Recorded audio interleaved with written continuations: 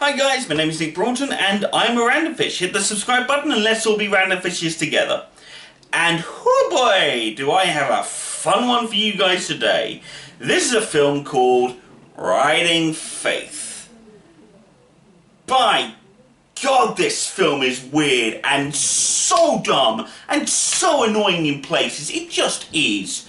You know what? I'm going to read to you right now from my laptop the exact synopsis that is printed on IMDb, okay? And for those of you who don't know, IMDb is a website that is 100% infinitely...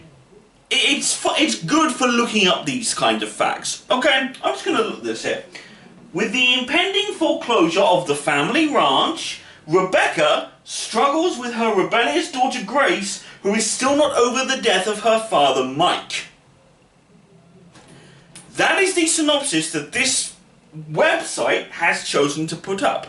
Now, to give you a little bit of context as to why I am so particularly annoyed at this type of film. This film is part of a growing trend that appears to be going on around around some parts of the world. Hopefully not so much here, but let's face it, nowhere's really impervious to dumb. Let's face facts. Recently, I say recently, a while ago anyway, a company emerged in America called PureFlix. Now, I have nothing against them as religious types. I am Christian myself. I have nothing against them. But I'll be honest, when one of your biggest hit films, your breakout hit, if you will, film, involves a debate between a student and a teacher about the existence of God, reveals that the teacher is an atheist because God didn't do anything after his family was killed, and when the guy is set to have a change of heart or a turnaround in his life, he ends up being killed in a car accident and saying this is all part of God's plan. I'm gonna have to very silently just say no. Because, I'll be honest with you people, we may not understand the grand plan, but I'm sorry, but surely someone who is attempting to work through their issues and come back from a bad place into a good place, surely does not mean that they have to die. This is not a continuing thing here, people. This should not be a continuing thing at all. And the problem is that this film was made, and there are many people around the world who think that this film is good, and it's just not. And unfortunately, with the rise of this and the rise of PureFlix, came the rise of a whole bunch of other types of Christian-like movies, or Christian-light movies, if you will. Two of them that I found recently on Netflix, if you will. The first one is Grace Unplugged, starring, I can't remember if it's AJ McKellar or if it's Ali McKellar. I'm not quite sure. I keep on getting the names the wrong way around. The younger one, the one from the Goldbergs. Exactly. That film, I have problems with it, but overall I'm not particularly against it because, again, much like herself, I am a Christian, and I also have taken part in Christian rock bands. I say this in inverted commas because, frankly, yeah. But anyway, the film itself it's got issues, but it's not particularly bad. So I'm going to put that to one side for a second here, and I'm going to focus on option 2, the one that I'm talking about, Riding Faith. Now, I gave you the synopsis on IMDb, but you know what? I want to explain the rest of the plot.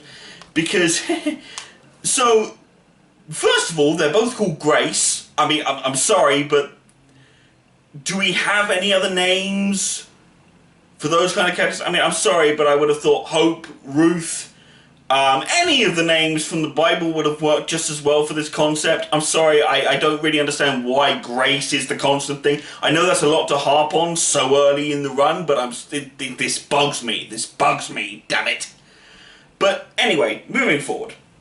So, the main character is called Grace, and her mother's name is Rebecca. Now, Rebecca was married to Jonathan Kent. Yes, I know the actor has a real name, but I'm sorry, every time I look at him, all I think of is Jonathan Kent. Shut up. So, she was married to Jonathan Kent, and Jonathan Kent went off to fight in the army. He then died. Okay, so massive waste of Jonathan Kent there, but whatever. But, I'll be honest, he appears in flashbacks. He's a nice enough character. He's quite fun to watch. You know what? I'm fine with that. I'm fine with that concept. Keep him in flashback form. That's cool. I like this. So, Grace at this point has not gotten over her father's death, and it's been a rather long time. Now, I'm not going to stand here and tell you how long it is you should grieve for the death of a loved one. I'll be honest, at one point, someone I was very close with passed away, and it took me a very long time to get out from underneath that kind of grief, and it really affected me, and it affected my work, my relationships. It affected a lot of stuff for me, and I'm out from under it now. I have been for a long time, but I'll be honest, there was a point where I wasn't sure if I was going to get out from under it. Not because I didn't feel like I could, but because I just genuinely didn't want to. And so from that perspective, I can understand why she's the way she is. And I honestly had a decent emotional connection to this character. I thought, great, this is something that's good. This is something that's fun. I like this. I like this concept. I say fun in that I find it fun to watch character growth. I enjoy it. I always have, I always will. Doesn't matter what the medium is, be it film, be it play, be it musical, whatever. I don't care. As long as I see character growth, I'm happy. So, here's where this stuff starts getting interesting. Grace at this point can't get over the death of her father. Her mother, Rebecca, surprisingly, this isn't shown in this, right? All it says is, with the impending foreclosure of the family farm.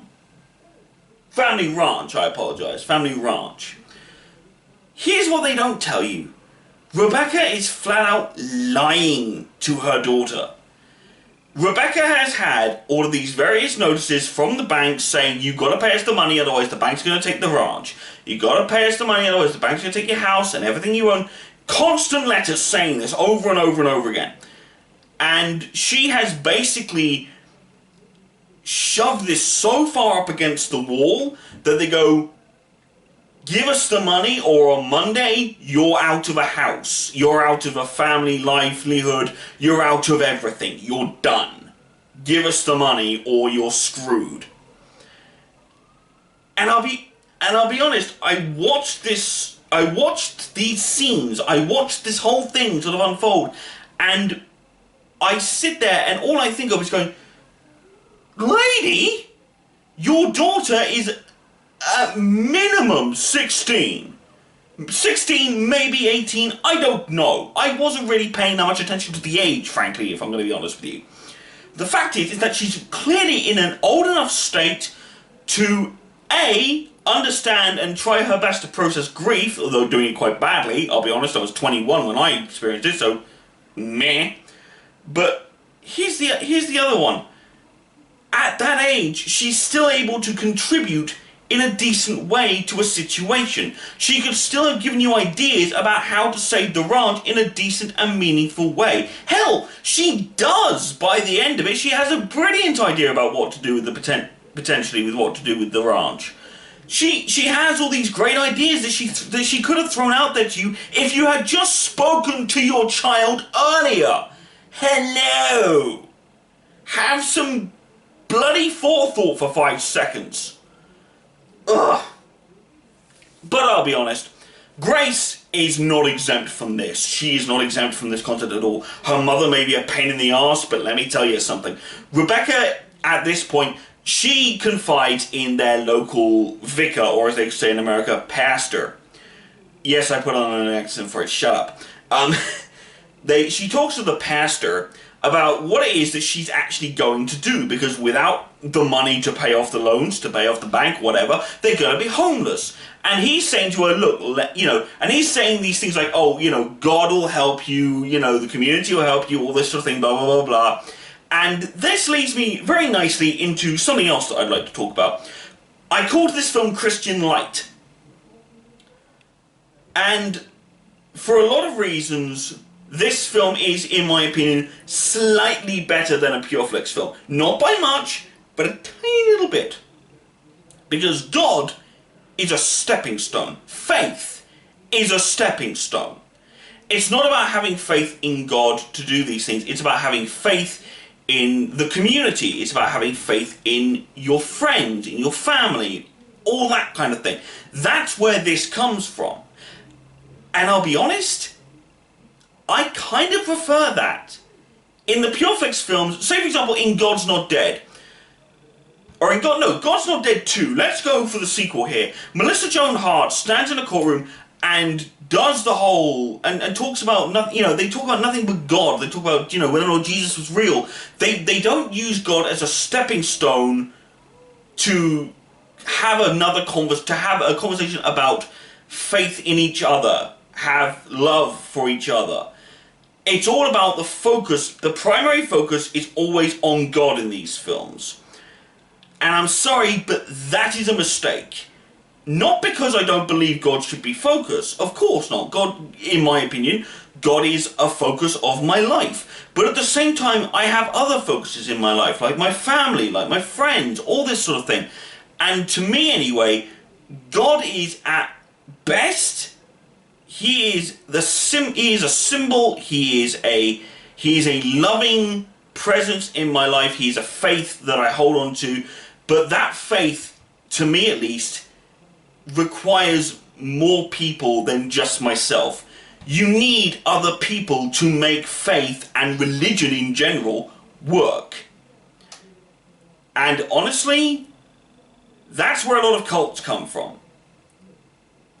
I mean, I could go into the whole conversation about whether or not religion is a cult thing for ages, but actually no, I couldn't. I'm very biased in that concept.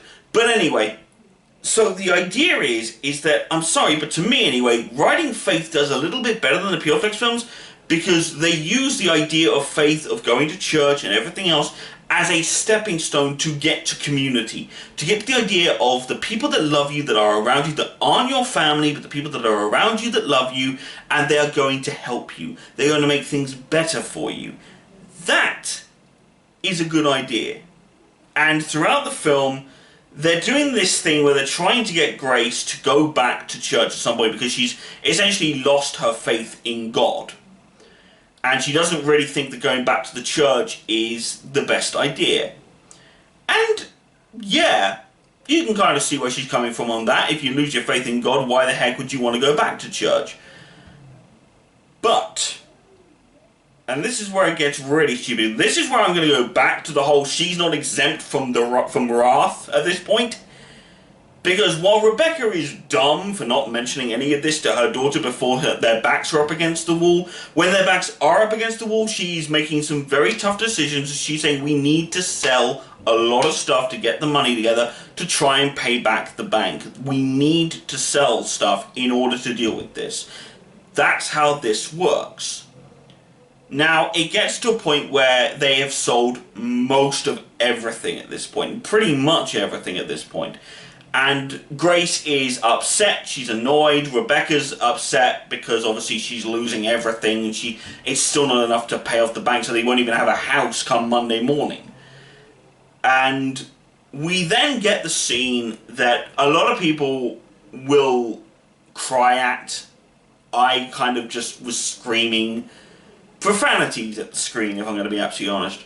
A man comes by and Rebecca makes the very hard but very necessary decision to sell the horse in order to start paying off the loan. The horse, by the way, is the namesake of the film, Riding Faith. The horse is called Faith. Also, another side thing, the horse was given to Grace as a gift by her father. That's how that works. And that's why she's holding on so tightly to this one horse. She's constantly talking about faith. She's looking after Faith. She's every scene that she's in, practically, she's with the horse. It's that easy. But when the horse is being sold to this other guy by Rebecca, Grace comes running downstairs. She's screaming. She's upset. She's angry. And again, I get it. It's It's something that you hold on to. It's a piece of the person that you lost, and you're trying to hold on to it with all your might. But here's the thing. If anyone really gave a damn, if anyone actually wanted to sit down with her and actually talk to her about this, I'm sorry, it doesn't have to be the pastor who talks to her. It could have been her own bloody mother, for crying out loud. She could have sat Grace down and said, look, you know, if you want to stay in this place where you're constantly mourning your father and everything else, you know, everyone grieves at different times, blah, blah, blah, it's fine, do your thing. But I want you to keep this one thing in mind. Your memories of him are the best things that you will ever hold on to. What he left you is great. Physicality in the world is great. But it's not essential to hold on to the memory of that person. The memory of that person is inside your head no matter what happens. That's kind of where this has to go, and where it should have gone. But no, she comes down raging and screaming at the guy and screaming at her mother and everything else, trying like hell to hold on to this horse forever and a day for absolutely no reason outside of the fact that she's just being stubborn about it.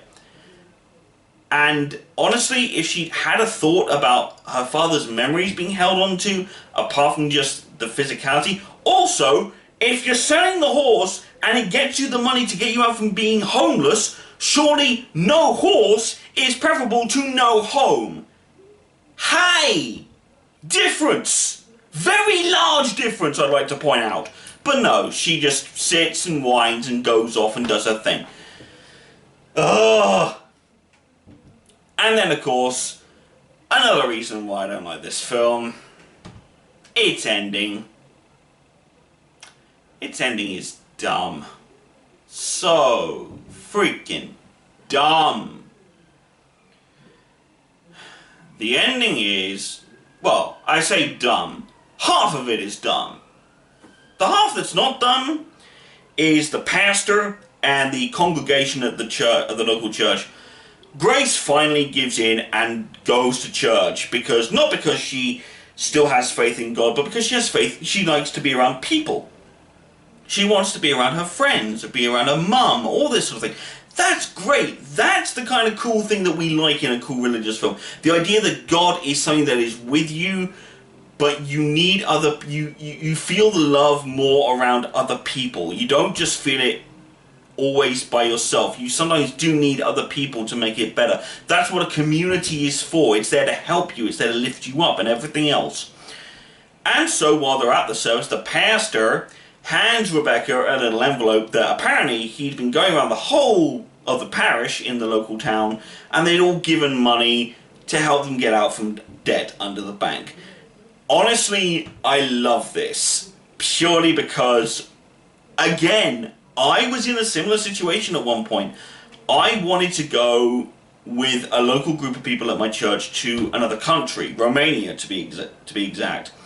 And I, of course, as you can possibly tell from my attire and pretty much everything about me, I don't exactly exude money from every porpoise of my being. I say porpoise. Pore of my being. I don't exactly exude the idea of money.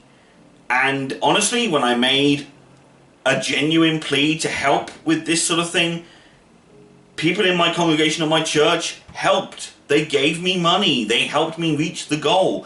And they did it really quickly as well. I even did a little gig with my guitar and a couple of other people who helped me out as well, just to sort of, you know, get more money together and to help out with these things. And it was lovely. And it was great to see. And it was a lot of fun.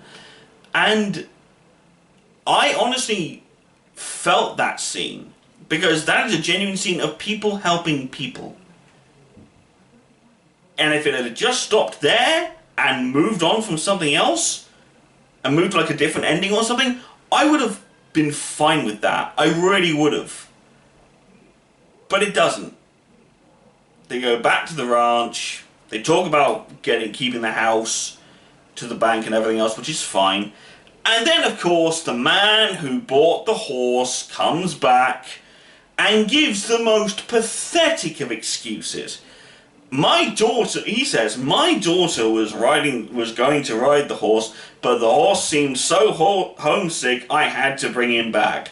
Okay, you know what? I will not debate the idea of horses displaying emotion. I will not talk about animals not showing emotion. I have a dog. I know that animals feel emotion. I know they show you when they're in distress. It's fine. But I'm sorry, saying that the horse did it? Worst excuse ever, pal. You saw how that affected the girl. You saw how affected she was by taking away that horse. Come back and say you had a change of heart. Say you don't want the money back. Say that all of this is, say I couldn't bear to see you lose her. Come up with that. Like, say that. Don't come in with this pre-talked about excuse about the horse being homesick. Just say that you felt bad, which he does later on. He literally says, I couldn't bear to see you so sad. Yes, keep with that excuse. Do that. Ugh. But the stupid keeps on coming. That after they get the horse back, they go, how are we going to make money at the ranch? And the guy goes, well, do you know what? Coincidence to coincidences, I happen to own a ranch as well. Oh, wow. And then the daughter steps forward and goes, what if we give horse riding lessons to people, like your daughter, who is young? And it's like, remember how I said that she had good ideas? That. Right there. She had a good idea. If you had spoken to her beforehand, then this would not have occurred. Do you understand me? You people who aren't even real, and I'm yelling at a computer, I'm yelling out of a computer screen right now, screaming at people, or a phone screen, screaming at people who do not exist, who aren't on the other end of this conversation at all. I feel like I'm going insane. This movie is, it's terrible in some places. It just is. It's just so dumb. So many stupid decisions being made by so many stupid characters. Again, I get it. Grief does weird things to you. And if it was the mother and the daughter lost in depression, I would understand it. But she acts mostly like she's upset about it, but not to the same extent that her daughter is. And I'm sorry, but when your daughter is suffering more than you, when your child is suffering more than you are about something, it is your duty to comfort that said child. It is the point of that. That is why you are a parent. Okay? So, how's about we just... And you know what? Again, I'm sorry, I have to say it again. The names of these characters...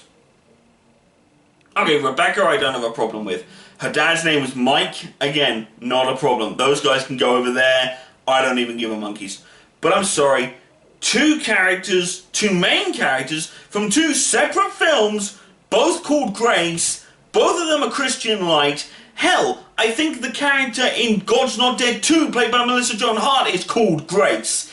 How is it that we cannot find another name for a main female character in a Christian movie, yet apparently there's dozens for the male characters? Of course there is. It just...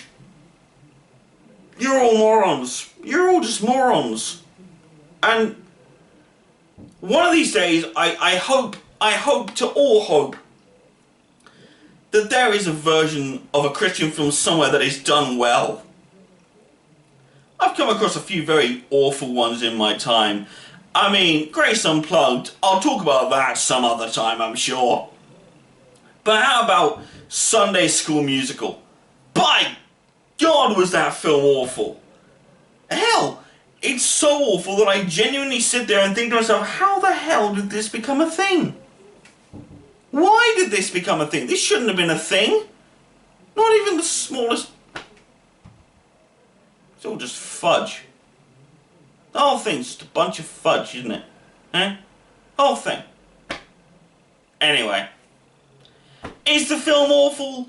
Yes, in some cases, but it does have some nice messages about community and about togetherness. So, on that front, I really can't hate it all that much. But when you see these characters making these such obvious mistakes, it really grinds you.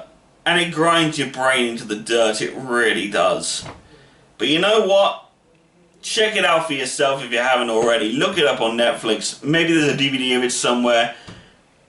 You know what? Maybe next time sometime in the future I'll review Grace Unplugged if you guys really want it. Follow me on social media. All the links are in my channel and hopefully will be down in the description below.